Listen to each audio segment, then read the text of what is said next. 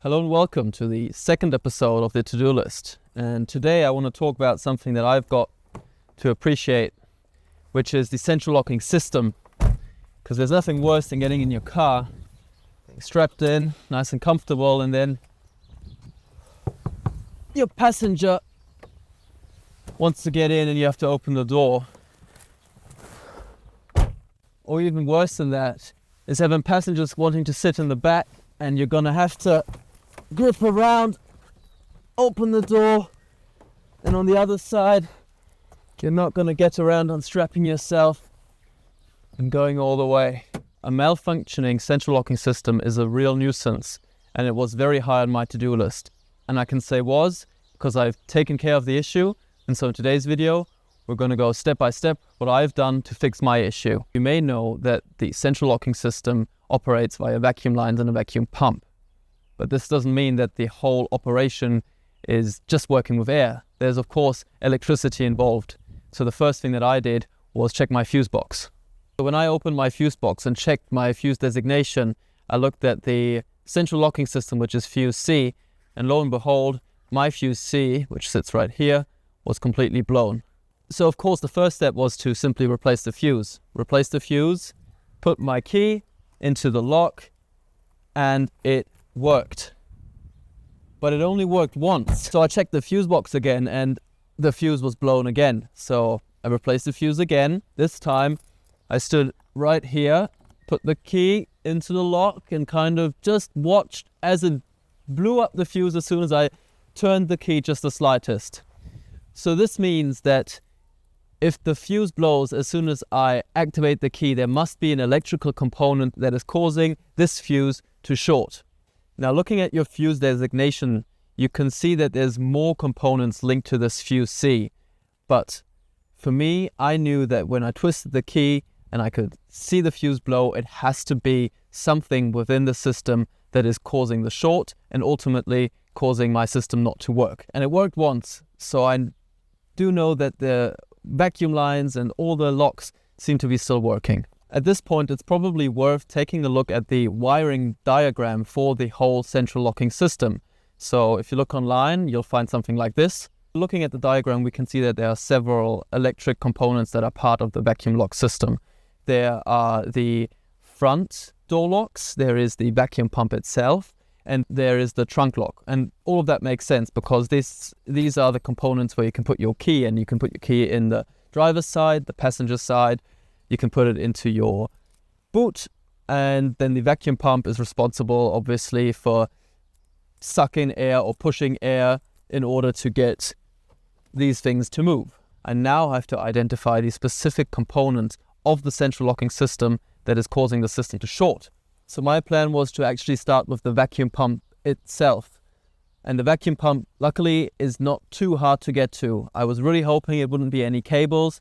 I was not that keen to take off the inside door panels, and I didn't really want to get to the trunk lock mechanism. So the vacuum pump seemed like the safe first bet. And the vacuum pump for right-hand drives, not sure for left-hand drives, is under the seat, right rear back seat. To get to the pump, you will first of all have to take off parts of your seat. In my case, I have to lift this and fold it up like this. And when I'm here, there's a red leather which unhinges, and then I can pull out the seat like this. So next up, we want to remove this part here. There are 3 clips that should be able to simply clip off. We want to be delicate because we don't want to necessarily break off any of the clips, but with a little bit of wiggle, here we go. And we can see the clips in here. So we can put this aside for now. Next up are these 2 plastic parts here, and those should come off pretty easy. Under here you grip it, slightly pull it towards the front seat, and then it should just slide out. Very easy. Same for the other one. There we go, slides out, and boom, we're done, and we're ready to remove the carpet. Just keep in mind, everything so far should have been fairly easy. There's no forcing it. So next up, we will have to remove some of the carpet in order to get to the vacuum pump housing, which sits right here.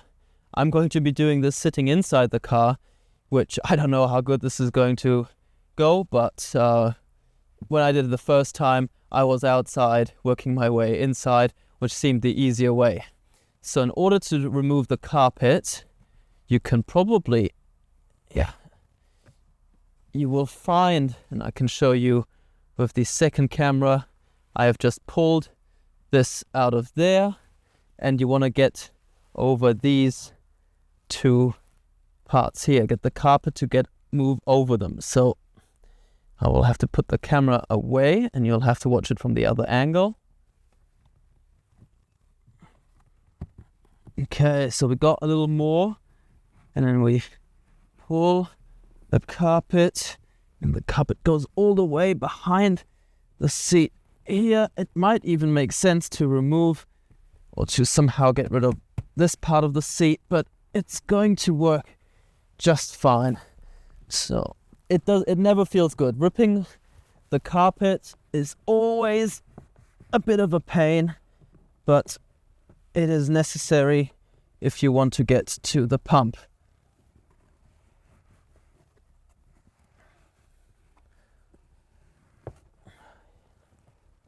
Okay.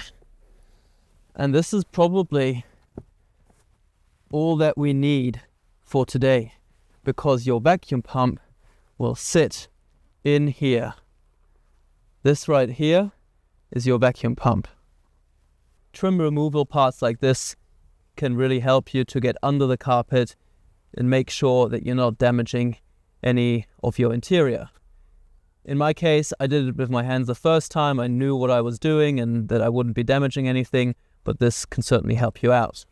Okay, so let's get back to what we're here for, which is the pump. And the pump sits in here, and it's a bit of a pain to get to, especially if you don't want to remove more of the carpet, like I didn't want to remove more.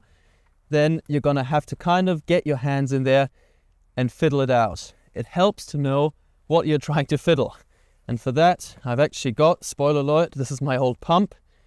And the pump has 3 ways it's connected. We've got the vacuum line, and then we've got these 2 connectors right here. All of these connectors should come off fairly easy. It might involve a little clip and a pull, but once you've got this out, this is what it looks like. And I've taken the lid off of it, so usually there's a lid on here, and you can kind of push it out if you want to. And this is what the components inside look like. Honestly, I don't really know much about what goes on in here, but if you do know and if you can fix it, good on you. It might help to know that the pump sits in this position.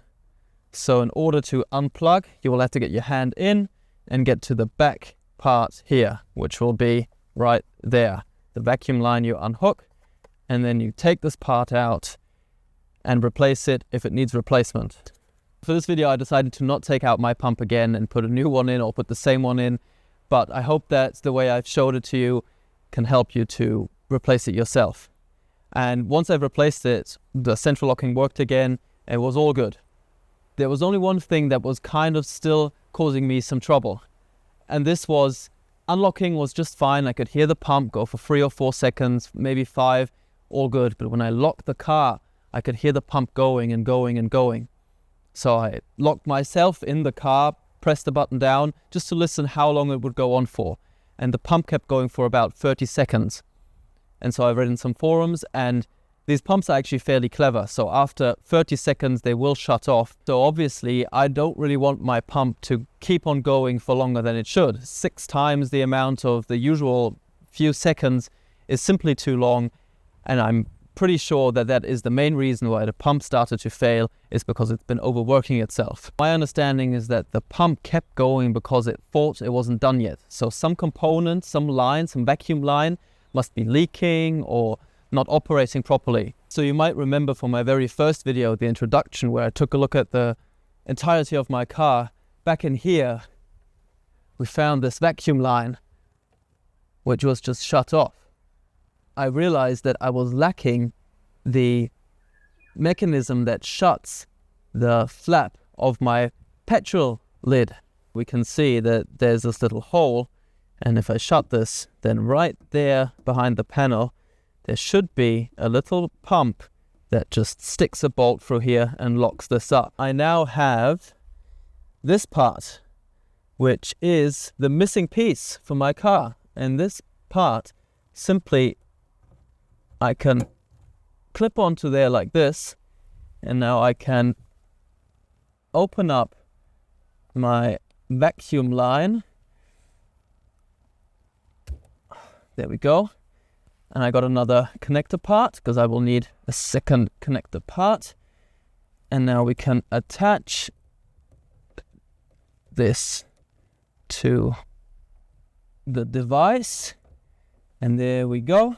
And now once the vacuum pump engages, this is actually the emergency lever for you to do it yourself. This will come down and then the flap won't open anymore. Summed up, I found the central locking system very intuitive to work on, and maybe I got lucky and I just was able to identify the vacuum pump very early on as being the culprit for my problem. If you're having a similar issue, it might not be as easy, and you might have to remove a door panel, you might have to remove the trunk lid lock. It could be a cabling all around the car. So in future videos, I am planning to take those door panels off anyway to look at the windows. I'm going to look at the trunk lock because I can hear it operate slightly crunchy, if that makes sense. So if you're staying with me and watching my videos, eventually we'll get there. But for now, let's wrap this up by pressing this button and hoping that everything locks and we don't hear the pump go for more than 5 seconds. And we're good. See you next time.